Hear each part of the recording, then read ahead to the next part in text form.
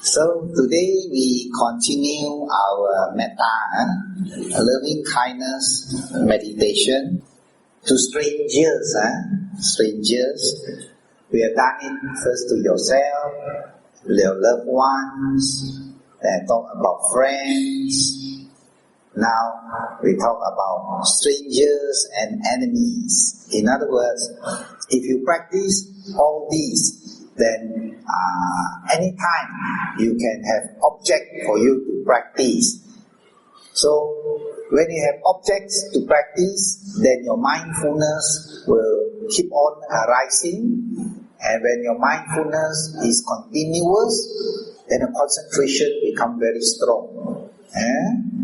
Only when your concentration becomes very strong, you feel very peaceful and very happy.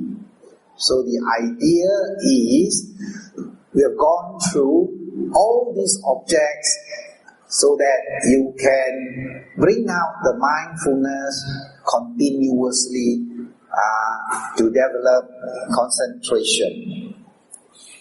So today we have this loving kindness to strangers. So we meet a lot of strangers actually in our life. Most of the time we are with a few of our loved ones, our parents, our siblings, maybe some relatives. But a lot of time we are mixing with strangers. So how do we practice loving kindness to strangers? So again, there are the two forms of the practice. One is in the mind, where you develop mentally, bring out the loving kindness in your mind towards strangers. And the one that is to practice the second one is to practice your loving kindness towards strangers by way of speech and action. In other words, someone that you don't know very well, for example, if you're in the bus, or in the LRT or MRT, the train, and you see the strangers, you see old people, very old, bended, no strength, and if you are sitting, then you offer your seat to the old man or the old woman, or even to pregnant woman, then that is the showing of loving kindness in the body action. You sacrifice yourself. You should be sitting, but offer your seat.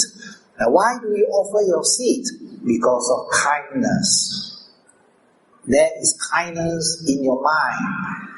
So when you notice the action of the body, you will then notice the action of the mind. Because the mind is kindness arising, therefore you offer the seat to the strangers. You might say, "It's nothing to me, it's a stranger. Why do I need to offer my seat? Why should I offer my seat? I pay the same money. I'm entitled to seat." Yes, but if you practice merits, loving kindness, then it's a good chance for you to practice loving kindness by way of body action.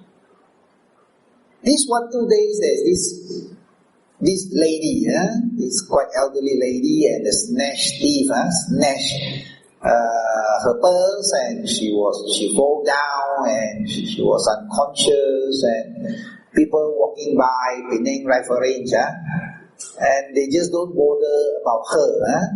But later on, there are some people with loving kindness, then they call the ambulance and send her to the hospital. But then, she passed away. Probably it's already too long. She succumbed to her injuries. Now, those who help her would then have loving kindness. They may know her, or they may not know her.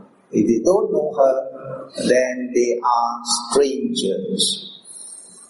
Now the practice of loving kindness to strangers, people we don't know, like old folks home, orphanage, children without parents, or even dana to monks, giving food to monks that we don't know, we still give food to them, out of kindness that we give food to them.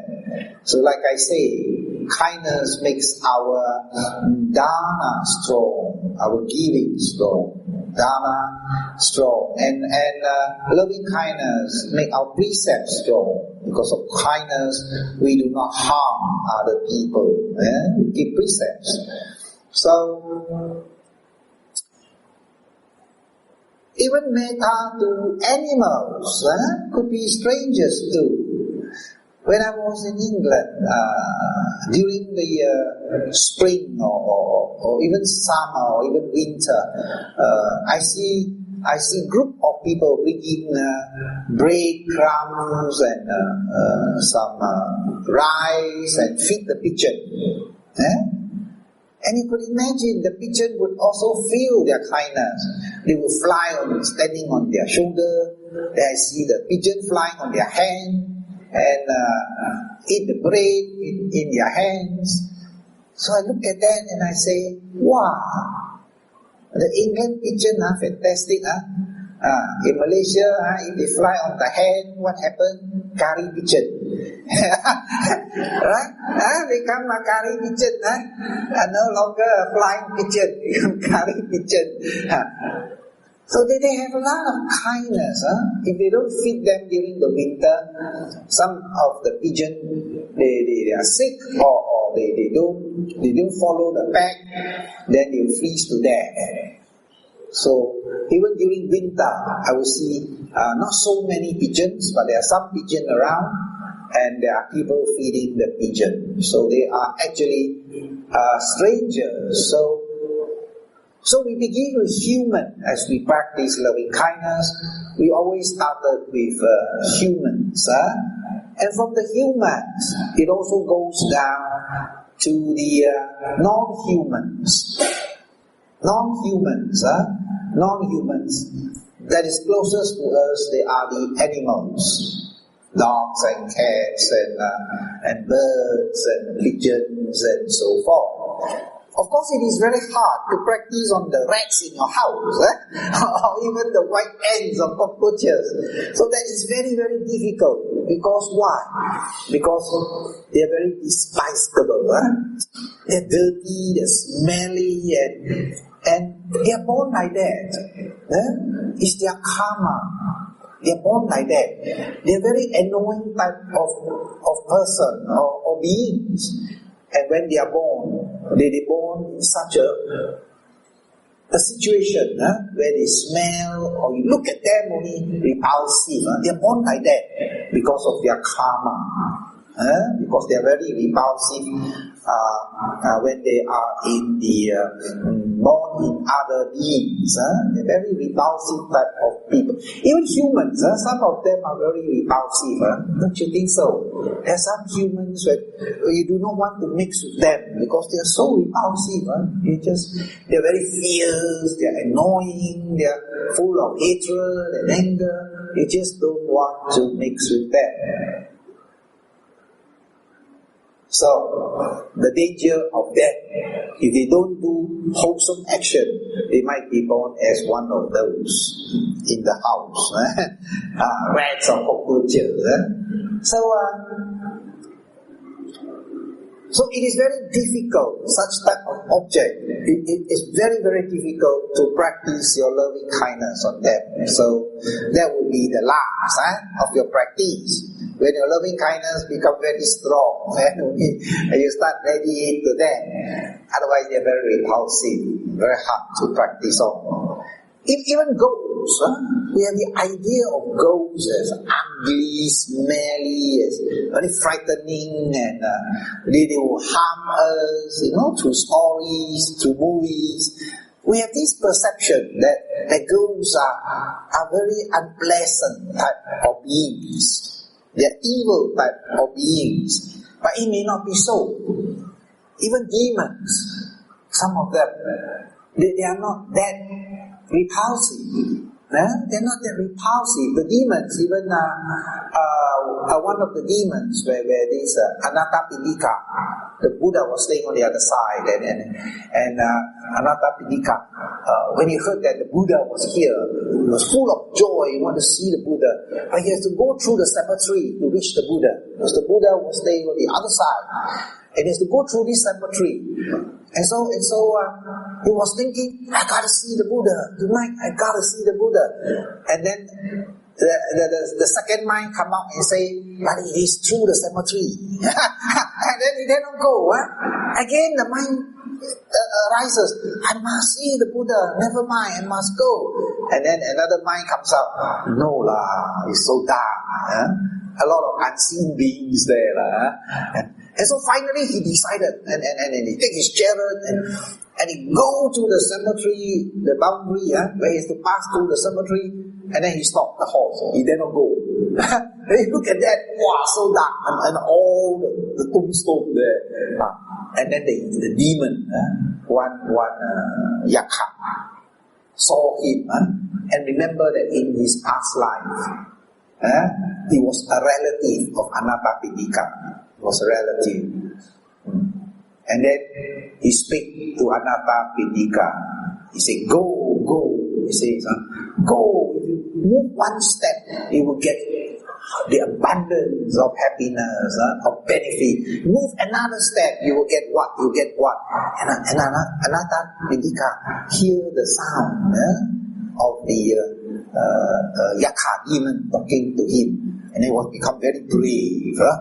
And then he go through the cemetery and saw the Buddha. The Buddha was waiting for Anathapindika. The Buddha was sitting there waiting for him.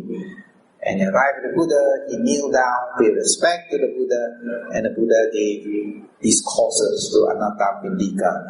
So not all demons are fearful, they are bad. Not necessarily. Some of the demons are your relatives in the past life, or even in this life. So that is why we share our merits to them. All those dear ones, dear departed relatives, we share to them. Because sometimes they protect us as well. Because they are our relatives. So there is no reason that you should fear your parents who pass away. Because some of them very fearful. Even their mother, also they are so frightened. Father also frightened. Brother who pass away also, they are so frightened. I say, why are you so frightened? They are your parents. They are your brothers and sisters. They will never harm you. Just as in human form, they don't harm you. When they pass away, they too will not harm you. They probably let you have a lot of dreams because they want merits. They want merits. When they know that you are listening to the Dhamma, you are practicing meditation, they know that you have a lot of merits. And some of them, they are reborn as betas that require merits. They want merits. So they let you dream. And sometimes they try to talk to you so that you share your merits to them. If they are born as the beta who require merits. So do not be scared of them, especially if they are your relative. Should not be scared of them. Don't be frightened of them. They are ghosts. They die already. Wow, they are ghosts or scary. No, don't be afraid of them. If they are parents, if they are reborn as ghosts, spirits, even when they come back, they will protect you. They will protect you. So don't chase them away. Don't say, go away, don't come near me. So metta to them. So we even bring out our loving kindness towards unseen beings. But you don't picture them in your mind. You see TV, sometimes too much is TV, and you see all the the long tongue one, the big eye one, and the big teeth one. You don't go and create them in your mind, then you'll be very frightened. Just as when you do metta to them, you get very frightened. Just as you can't do metta to cockroaches. You get frightened to them. You see the cockroaches in your mind, how to do metta to them. So you don't create pictures in your mind. Just say unseen beings. Near and far, may they be well, peaceful and happy. So that is the last but connected to strangers. Because when they pass away, they become strangers to you. Or it could even be your dear ones. If you are close to them, then they are still your dear ones. Alright? So how do you do that to the strangers, even enemies, even animals? So that is one of them. But you're very careful of your metta. Like my neighbors, there's this one lady. He likes to feed the cats and then overnight rice, and he mix with a lot of all these fish. You buy fish and he will sort of fry it very nice, mix with the rice, and then he put 10-20 packets not in front of the house, in the middle of the road there, on the border there. Wow, every morning there are tens of cats eating the food, 20, 30, sometimes I see, wow, so many cats all over, every morning waiting for the food, And then after that, what happened? And the cat makes the place their home. And then he start going to all the other homes, going to their house, and go and steal their food, and then go and mess up their house. So some of the neighbors got very angry, so they call the telephone the animal house and catch the cats. And she was very angry at me. I don't know why. She think that I called. So she come and see me in the morning, and he says, did you call the animal house? I said, what animal house? Call what? He said, my cat's all gone. He said, oh, your cat's all gone. So all gone, I don't know where they are gone. I don't know. He said, must be somebody go and telephone and call the cats, this animal house. So there are people who are scolding her all the time, and so she bring the pack of rice further and further away, and the neighbor shouted and screamed at her, you don't bring all the food in my house, near my house, the cats all over my house. So that is metta, but metta must be not making other people angry. You metta to the cat, but what about metta to the human? Loving kindness to the human? You have a lot of kindness to the cat, but no kindness to the person.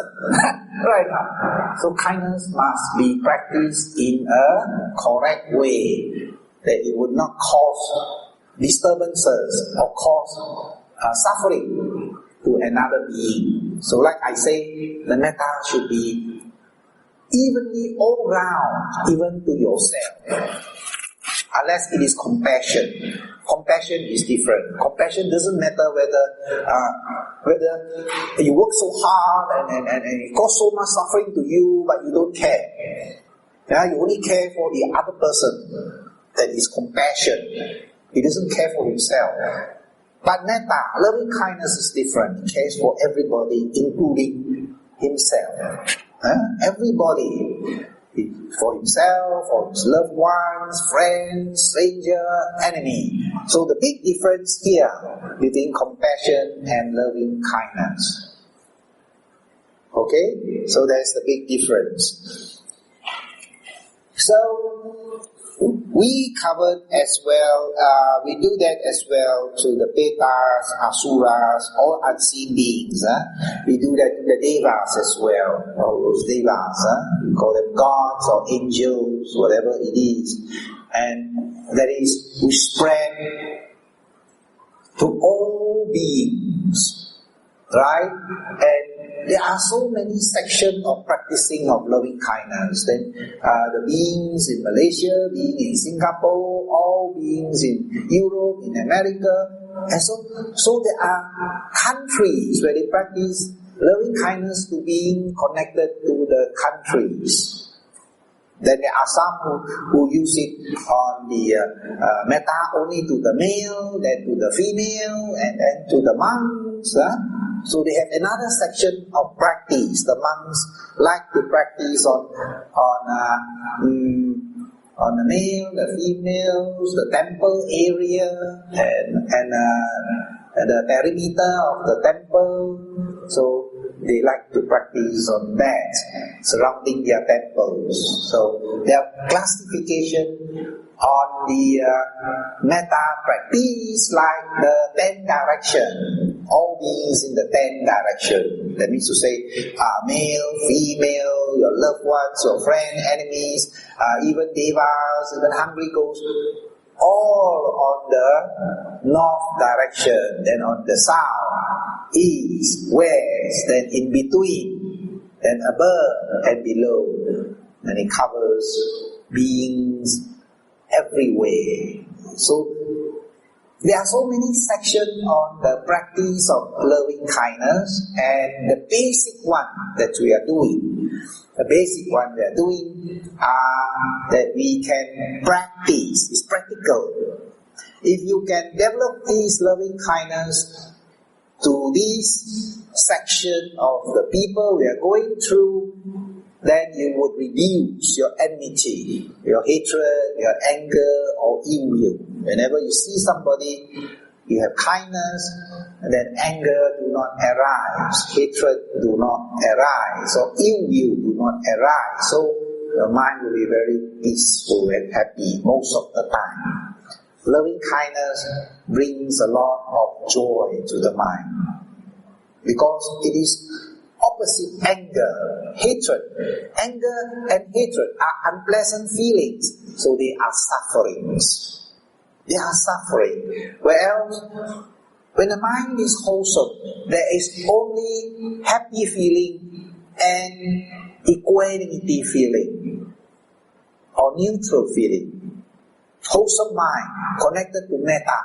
Either you are neutral or you are happy. So whenever you say, may I be well and happy, if you are not happy, then you are neutral. But if there is anger, ill will, hatred, if there is jealousy, then it is unhappiness. Unhappy feeling is unhappiness. So the more metta arises in your mind, the more happiness you have, the less unhappiness. You don't have so much unhappiness. But if you don't have metta, then you have a lot of unhappiness. Because unhappiness is unpleasant feeling. Then you get angry. Is it pleasant feeling? You tell yourself. And you get angry when you are jealous, when you have a lot of fear. Are you happy? When you are disappointed, are you happy? No, you are not happy. Right now. When you're angry, you're not happy. You're very sad. Right? So, all these ill will produces sadness, produces unhappiness. So the more you practice on loving kindness, every time you are free, may I be well, happy, may I be well, happy, mindfulness arises. So you are either neutral or you are happy. There's only two types of feeling. When it arises with mindfulness, whether you are neutral or you are happy. If there's no mindfulness and the mind is unwholesome, it is always unhappiness. So watch into your mind. As you practice loving kindness, you watch into your mind. Are you more happy now? Are you more peaceful now? You should be more peaceful and happy if you practice loving kindness. Because every time you bring out the loving kindness in your mind with regard to yourself or your loved ones, if you keep thinking about your children, your parents, may my parents be well, peaceful, happy. May my brother be well, peaceful, happy. Every time you remember, and you radiate loving kindness to them, arises with happiness or neutral. There's only two types of feeling that arises: neutral or happy feelings. I'm quite close to my elder brother, And I used to think about him quite often. Not because I want to think of him, but because it comes out automatic. Automatic. For no reason, I'm doing something, suddenly I think of my brother. Say, don't know. He died already, go where? I wish he could appear and show me and talk to me. If he can't do that, at least in the dream, appear in front of me and say where you are. Because I want to know how he is, whether he's happy, whether he's born where. So I always say, may you be well, peaceful and happy. May you be well, peaceful and happy. When I meditate, I will share my merits with you. May you be well, peaceful, and happy. So when I think of my brother, I feel happy. I feel happy because I'm close to him. So I feel happy. So the more you bring out the loving kindness in your mind, the more happy you become. We can even measure whether you are happy today or not. How many times you are happy or not. Yes, you can even measure that. Because where do happiness and unhappiness come from? Where do they come from? They come from your thoughts, your thinking. They come from your mind. Happiness and unhappiness comes from your mind. Even though we need the object. We need the object, present object. So that's why we always blame people outside, because they are external object. If they say something wrong to us, then we say, you always scold me, you always no good one, you always say wrong thing about me. Because they are object for your mind to arise. But actually arises where? In the mind itself. Your mind, not his mind. That makes you angry. Your mind makes you angry. The object has to go into your mind. Then you think. If you think unpleasant thing, if you think with anger, think with hatred, dissatisfaction, then you become sad, become unhappy. So you blame outside. You always blame you the cause you. But actually, it is not you. It's me. Because it comes from you, yourself, in your mind. If you don't want to be angry, no matter what he do, you won't get angry. Because it comes from your mind, not his mind. Right now? From your mind. So you can control your own mind. You can't control his mind, but you can control your own mind. Right?